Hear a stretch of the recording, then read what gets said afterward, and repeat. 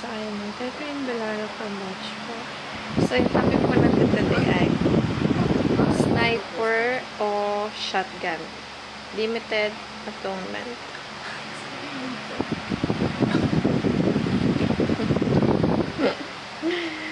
Ang concept po natin ay limited atonement. Limited atonement, better understood as particular redemption, is the Reformed doctrine that Christ's death was specifically intended to save the elect, those whom God, in His sovereign grace, chose before the foundation of the world. This doesn't mean the power of Christ's sacrifice is limited.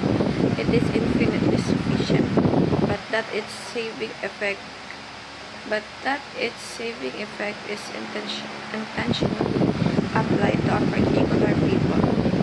Jesus did not merely make salvation possible for everyone. He actually accomplished salvation for His sheep. This truth magnifies God's grace and secure our confidence in the cross. It truly saves.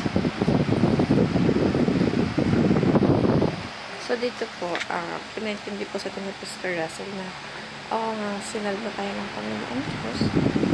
Binigay niya ka na tayo sa isang anak upang matubos tayo muli sa kasalanan, pero hindi niya po din ginawa para din sa mga kasalanan. Ito din po ay most specifically sa mga taong naniniwala at natitiwala sa Kanya at may mga pagmamahal sa Kanya. So, syempre, kahit naman lahat tayo gusto ng Panginoon maligtas, pero palagi namang may special treatment. Syempre, yung mga tao talaga na naniniwala at nagmamahal ng totoo sa Kanya. Hindi naman pwedeng give siya ng give sa atin at hindi tayo nakakapwede magbigay balik sa Kanya. Syempre, Panginoon Diyos, meron din siyang inaasahan na gagawin din natin sa part natin. Dahil ang Diyos ay gusto na meron naman na makabuti tayo. At yung mga bagay na gusto nang ipagawa sa atin ay para naman sa ikakaginhawa ng buhay natin, which is doon tayo nahihirapan gawin. Kaya dapat magpatuloy tayo magpuli sa Panginoon Diyos dahil sa Kanya. Siya ang nagbabalik sa atin ng lakas, ng blessings, ng health, ng safety. Hindi mo para sa atin. Pero syempre ganun lang sa mga mahal natin sa buhay.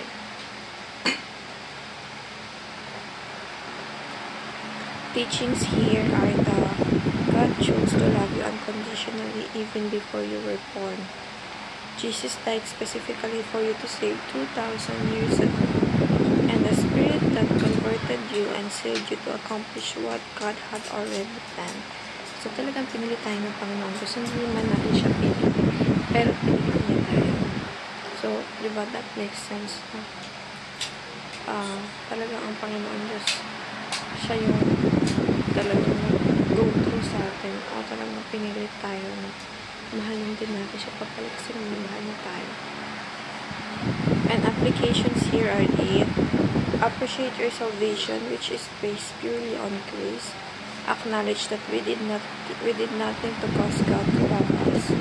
And aspire to love like God by loving others unconditionally. Yeah, we should give God all those love from other people as well. Para din naman sa Panginoon Diyos at para na rin sa atin. That's all, everyone. Have a good day.